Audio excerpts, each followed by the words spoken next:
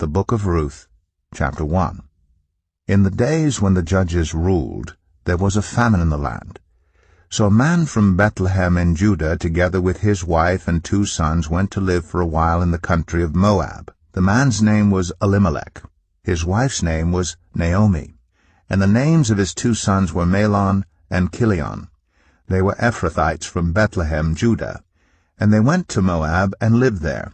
Now Elimelech, Naomi's husband, died, and she was left with her 2 sons. They married Moabite women, one named Orpah and the other Ruth.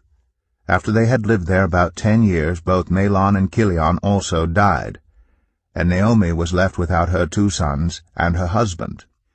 When Naomi heard in Moab that the Lord had come to the aid of his people by providing food for them, she and her daughters-in-law prepared to return home from there. With her 2 daughters-in-law she left the place where she had been living and set out on the road that would take them back to the land of Judah. Then Naomi said to her 2 daughters-in-law, "Go back, each of you, to your mother's home. May the Lord show you kindness, as you have shown kindness to your dead husbands and to me. May the Lord grant that each of you will find rest in the home of another husband." Then she kissed them good-bye, and they wept aloud, and said to her, "We will go back with you to your people." But Naomi said, "Return home, my daughters. Why would you come with me? Am I going to have any more sons? Who could become your husbands? Return home, my daughters. I am too old to have another husband. Even if I thought there was still hope for me, even if I had a husband tonight and then gave birth to sons, would you wait until they grew up? Would you remain unmarried for them? No, my daughters, it is more bitter for me than for you, because the Lord's hand has turned against me." At this they wept aloud again. Then Orpah kissed her mother-in-law good-bye. But Ruth clung to her. "Look," said Naomi, "your sister-in-law is going back to her people and her gods. Go back with her." But Ruth replied, "Don't urge me to leave you or to turn back from you. Where you go, I will go, and where you stay, I will stay. Your people will be my people, and your God my God. Where you die, I will die, and there I will be buried. May the Lord deal with me, be it ever so severely, if even death separates you and me." When Naomi realized that Ruth was determined to go with her, she stopped urging her. So the 2 women went on until they came to Bethlehem. When they arrived in Bethlehem, the whole town was stirred because of them. And the women exclaimed, "Can this be Naomi?" "Don't call me Naomi," she told them. "Call me Mara, because the Almighty has made my life very bitter. I went away full, but the Lord has brought me back empty. Why call me Naomi? The Lord has afflicted me. The Almighty has brought misfortune upon me." So Naomi returned from Moab, accompanied by Ruth the Moabite, her daughter-in-law, arriving in Bethlehem as the barley harvest was beginning. Ruth 2. Now Naomi had a relative on her husband's side, a man of standing from the clan of Elimelech, whose name was Boaz. And Ruth the Moabite said to Naomi, "Let me go to the fields and pick up the leftover grain behind anyone in whose eyes I find favor." Naomi said to her, "Go ahead, my daughter." So she went out and entered a field, and began to glean behind the harvesters. As it turned out, she was working in a field belonging to Boaz, who was from the clan of Elimelech. Just then Boaz arrived from Bethlehem and greeted the harvesters. "The Lord be with you." "The Lord bless you," they answered. Boaz asked the overseer of his harvesters, "Who does that young woman belong to?" The overseer replied, "She is the Moabite who came back from Moab with Naomi. She said, 'Please let me glean and gather among the sheaves behind the harvesters.' She came into the field and has remained here from morning till now, except for a short rest in the shelter." So Boaz said to Ruth, "My daughter, listen to me. Don't go and glean in another field, and don't go away from here. Stay here with the women who work for me. Watch the field where the men are harvesting, and follow along after the women.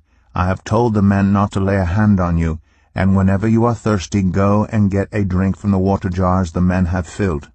At this she bowed down with her face to the ground. She asked him, "Why have I found such favor in your eyes that you notice me, a foreigner?" Boaz replied, "I've been told all about what you have done for your mother-in-law since the death of your husband, how you left your father and mother and your homeland, and came to live with a people you did not know before. May the Lord repay you for what you have done. May you be richly rewarded by the Lord, the God of Israel, under whose wings you have come to take refuge." "May I continue to find favor in your eyes, my lord," she said. "You have put me at ease by speaking kindly to your servant, though I do not have the standing of one of your servants." At mealtime Boaz said to her, "Come over here, have some bread and dip it in the wine vinegar." When she sat down with the harvesters, he offered her some roasted grain. She ate all she wanted and had some left over. As she got up to glean, Boaz gave orders to his men, "Let her gather among the sheaves, and don't reprimand her. Even pull out some stalks for her from the bundles and leave them for her to pick up, and don't rebuke her." So Ruth gleaned in the field until evening. Then she threshed the barley she had gathered, and it amounted to about an ephah. She carried it back to town, and her mother-in-law saw how much she had gathered. Ruth also brought out and gave her what she had left over, after she had eaten enough. Her mother-in-law asked her, "Where did you glean today? Where did you work? Blessed be the man who took notice of you." Then Ruth told her mother-in-law about the one at whose place she had been working. "The name of the man I worked with today is Boaz," she said. "The Lord bless him," Naomi said to her daughter-in-law. "He has not stopped showing his kindness to the living and the dead." She added, "That man is our close relative. He is one of our guardian redeemers." Then Ruth the Moabite said, "He even said to me, 'Stay with my workers until they finish harvesting all my grain.'" Naomi said to Ruth her daughter-in-law, "It will be good for you, my daughter, to go with the women who work for him, because in someone else's field you might be harmed." So Ruth stayed close to the women of Boaz to glean until the barley and wheat harvests were finished, and she lived with her mother-in-law. Ruth 3. One day Ruth's mother-in-law Naomi said to her, "My daughter, I must find a home for you, where you will be well provided for. Now Boaz, with whose women you have worked, is a relative of ours. Tonight he will be winnowing barley on the threshing floor. Wash, put on perfume, and get dressed in your best clothes. Then go down to the threshing floor, but don't let him know you are there until he has finished eating and drinking. When he lies down, note the place where he is lying. Then go and uncover his feet and lie down. He will tell you what to do." "I will do whatever you say," Ruth answered. So she went down to the threshing floor and did everything her mother-in-law told her to do. When Boaz had finished eating and drinking and was in good spirits, he went over to lie down at the far end of the grain pile.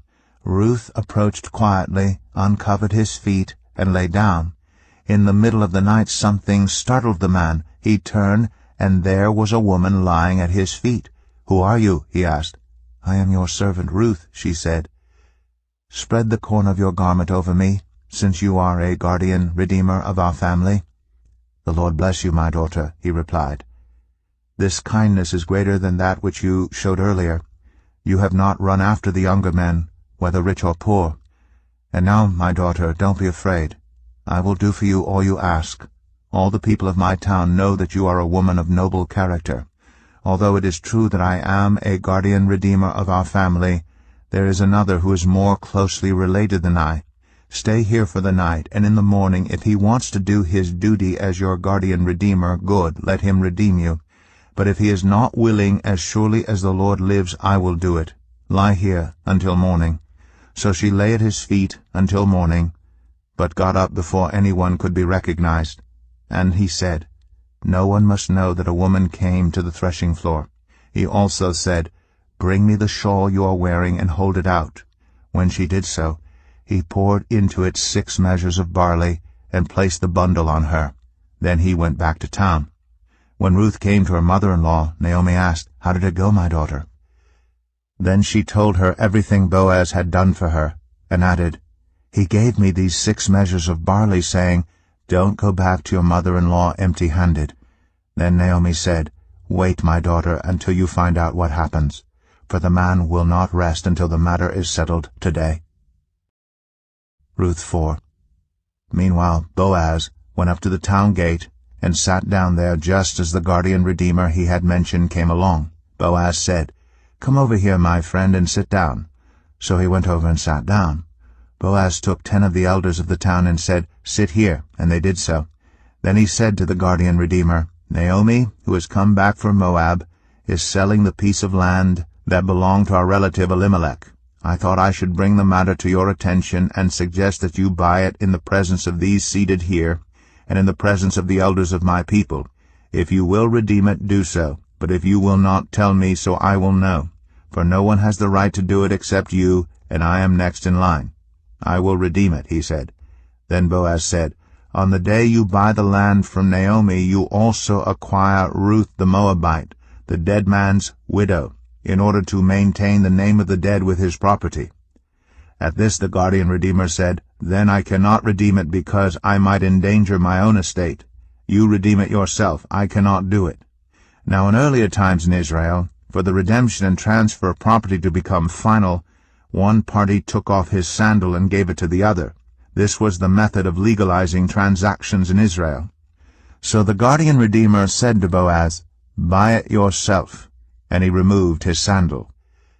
Then Boaz announced to the elders and all the people, "Today you are witnesses that I have bought from Naomi all the property of Elimelech, Chilion, and Mahlon. I have also acquired Ruth the Moabite, Mahlon's widow, as my wife, in order to maintain the name of the dead with his property, so that his name will not disappear from among his family or from his hometown. Today you are witnesses." Then the elders and all the people at the gate said, "We are witnesses. May the Lord make the woman who is coming into your home like Rachel and Leah, who together built up the family of Israel. May you have standing in Ephrathah and be famous in Bethlehem. Through the offspring the Lord gives you by this young woman, may your family be like that of Perez, whom Tamar bore to Judah." So Boaz took Ruth, and she became his wife. When he made love to her, the Lord enabled her to conceive, and she gave birth to a son. The women said to Naomi, "Praise be to the Lord, who this day has not left you without a guardian redeemer. May he become famous throughout Israel. He will renew your life and sustain you in your old age. For your daughter-in-law, who loves you and who is better to you than 7 sons, has given him birth." Then Naomi took the child in her arms and cared for him. The women living there said, "Naomi has a son," and they named him Obed. He was the father of Jesse, the father of David. This then is the family line of Perez. Perez was the father of Hezron, Hezron the father of Ram, Ram the father of Amminadab, Amminadab the father of Nahshon, Nahshon the father of Salmon, Salmon the father of Boaz, Boaz the father of Obed, Obed the father of Jesse, and Jesse the father of David.